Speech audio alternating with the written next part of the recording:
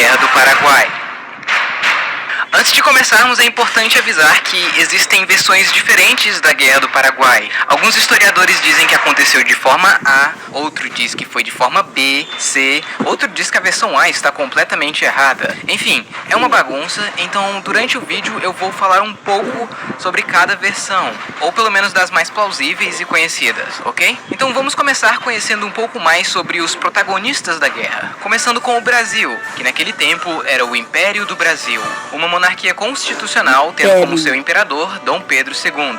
Uma coisa muito importante a se notar é que, apesar de ser grande, boa parte da população brasileira vivia na região litorânea do país, e as fronteiras no interior do continente não eram tão bem definidas. O exército do Brasil também não era um dos melhores, com cerca de apenas 18 mil homens. Porém, a sua marinha era bem poderosa. Já o Paraguai era uma república, tendo como seu presidente vitalício, ou ditador, chame do que acha melhor, Francisco Solano Lopes. E antes dele, quem governava o Paraguai era o seu pai. Foi durante este período que Solano viajou para a Europa, visitando países como França e Prússia, onde ganhou interesse e aprendeu bastante sobre táticas de guerra, exército, enfim. Foi aqui também que ele conheceu a sua mulher, Elisa Lynch. Assim que voltou para o Paraguai e tomou o poder, Solano começou a fortalecer o seu exército, com mais homens e melhores equipamentos. Alguns historiadores dizem que o Paraguai era um país que estava se industrializando, se desenvolvendo muito, e que esse suposto desenvolvimento paraguaio não estava sendo bem visto pelo Império Britânico.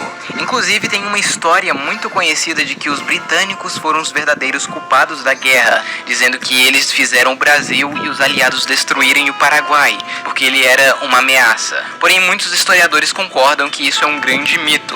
O Paraguai não era desenvolvido ou industrializado coisa nenhuma, e muito menos representava algum perigo para o Império Britânico. Em geral, o Paraguai era mais um país agrário da América do Sul. Mas uma coisa é fato: naquele momento, o Paraguai era militarmente o país mais forte da região. E sobre seus territórios é complicado. Basicamente, o Paraguai controlava isso e reclamava isso com seus vizinhos. Ou seja, as fronteiras não eram tão bem definidas nessa região.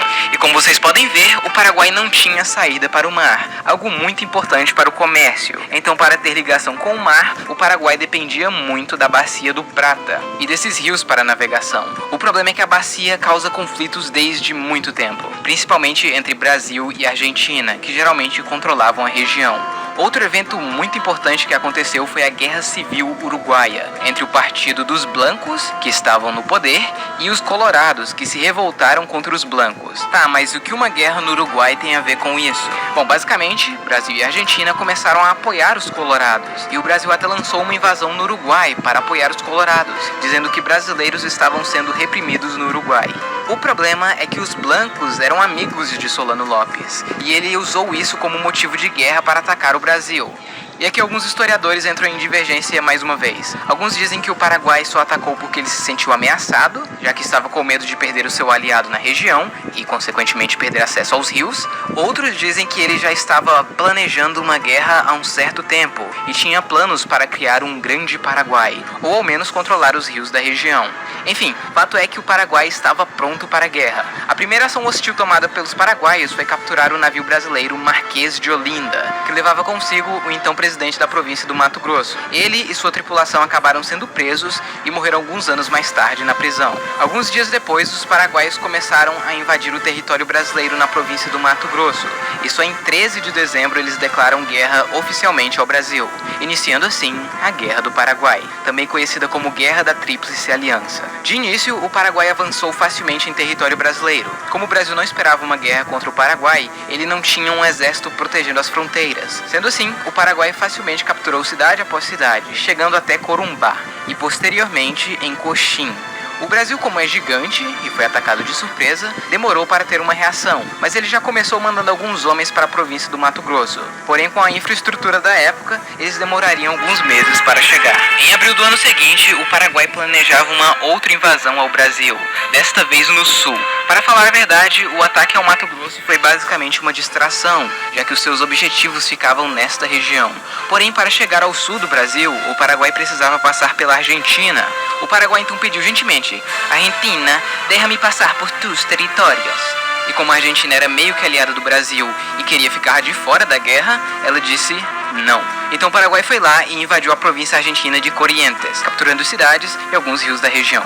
O Paraguai esperava que a província iria se juntar ao seu lado, já que algumas pessoas na Argentina apoiavam Solano Lopes. Porém, isso não aconteceu, e com o ataque paraguaio, a Argentina acaba entrando na guerra do lado do Brasil. Neste ponto da guerra, os blancos já tinham sido tirados do poder no Uruguai, e o novo governo colorado também se junta à guerra. Foi então que, em 1º de maio, foi assinado o Tratado da Tríplice Aliança, formada por Brasil, Argentina e Uruguai contra o Paraguai. Tanto o Brasil quanto a Argentina estavam totalmente despreparados para uma guerra. O Brasil tinha pouco mais de 18 mil homens, então foi criada a campanha Voluntários da Pátria, para poder aumentar o número do exército.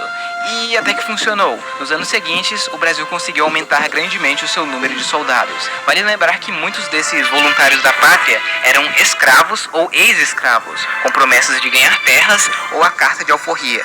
Já a Argentina não se saiu muito bem na hora de recrutar, pois muitas pessoas não estavam nem um pouco afim de se envolver neste conflito. Já o Uruguai contribuiu com mais ou menos 5 mil homens. No início de junho, o Paraguai inicia uma nova fronte de invasão, passando pela província argentina de Misiones e chegando em São Borja, no Rio Grande do Sul.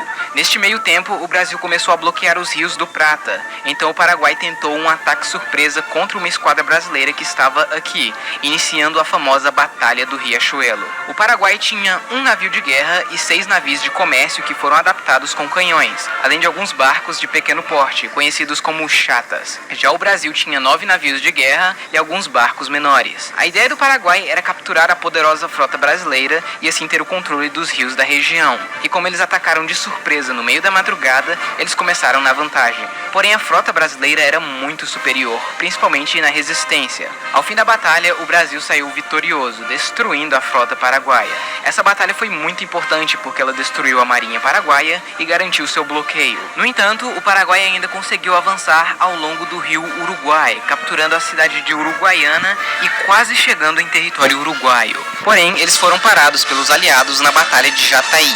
Depois disso, a guerra mudou drasticamente, já que agora os aliados que começariam uma ofensiva. Algumas forças foram mandadas para Uruguaiana, onde eles fizeram um cerco na cidade, que acabou sendo bem sucedido. E no início de 1886, os aliados começaram uma invasão ao sul do Paraguai, capturando a fortaleza de Itapiru e estabelecendo um território aqui no sul do Paraguai. Alguns dias mais tarde, os paraguaios tentaram um contra-ataque surpresa ao acampamento aliado que estava aqui em Tuiuti, iniciando a maior e mais sangrenta batalha de toda a guerra e de toda a América Latina, onde mais de 30 mil soldados aliados lutaram contra 23 mil paraguaios. No fim, os aliados conseguiram virar o jogo e derrotar o exército paraguaio, que perdeu mais ou menos 12 mil dos seus melhores homens. Depois dessa batalha, a guerra ficou meio parada. Assim, como o Paraguai era isolado, Os aliados não sabiam bem o que encontrar no interior do país, então eles precisavam avançar pelas margens do rio Paraguai. E aqui o Paraguai tinha uma série de fortificações para defender a capital, sendo a mais importante delas a fortaleza de Humaitá. Então, nos anos seguintes, a guerra basicamente se resumiu entre os aliados tentando avançar sobre essas fortificações e os paraguaios se defendendo e tentando pequenos ataques para expulsar os aliados. Em setembro, os aliados atacaram o forte de Cuzuru e saíram vitoriosos. Alguns dias depois, Lopes marca um encontro com o presidente argentino Bartolomé Mitre. Como ele sabia que a guerra estava perdida, ele tentou um tratado de paz, mas não aceitou os termos e a guerra continuou.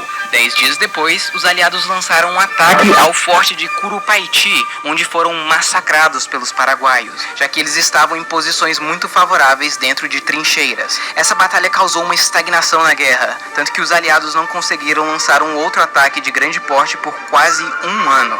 Isso também causou um conflito de liderança entre os aliados, já que uns estavam culpando os outros por decisões tomadas na batalha. Em outubro, um dos caras mais importantes da guerra, Luiz Alves de Lima e Silva, que ficaria conhecido como Duque de Caxias, toma controle do exército imperial, que estava em frangalhos, já que muitos soldados, tanto aliados quanto paraguaios, estavam sofrendo pesadas baixas por causa de doenças, como cólera, malária e outras. Em muitos casos, as doenças matavam mais que os combates, e ficar no Paraguai não era fácil. fácil. Era um lugar pantanoso, úmido e desconhecido.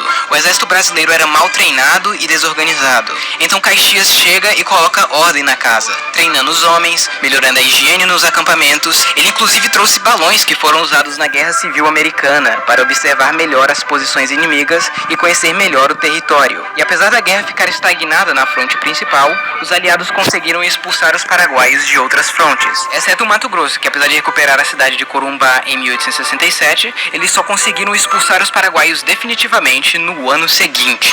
Enquanto os aliados se organizavam, os paraguaios puderam melhorar as fortificações de Humaitá. Neste período de estagnação e doenças, muitos argentinos e uruguaios começaram a se retirar do campo de batalha, deixando o Brasil praticamente sozinho contra o Paraguai, com pouquíssimas tropas argentinas ou uruguaias de apoio. O plano de Caxias era fazer um cerco a Humaitá e cortar sua ligação com Assunção. Ele começou mandando tropas para avançar pela esquerda para capturar territórios ao norte de Humaitá. E em agosto ele lança um novo ataque ao forte de Curupaiti, desta vez bem sucedido, além de forçar sua marinha a passar de Humaitá e cortar a ligação fluvial do forte com a capital Assunção, e começando assim o cerco de Humaitá. Neste ponto da guerra, Solano já tinha saído de Humaitá e ido para o norte, onde descobriu que o seu irmão estava planejando um golpe de estado junto com algumas pessoas do governo. Todas elas foram executadas no chamado Massacre de São Fernando. Voltando a Humaitá, o cerco duraria vários meses, no qual aconteceram algumas batalhas sangrentas, até que em agosto o Brasil finalmente captura a fortaleza de Humaitá. Neste meio tempo,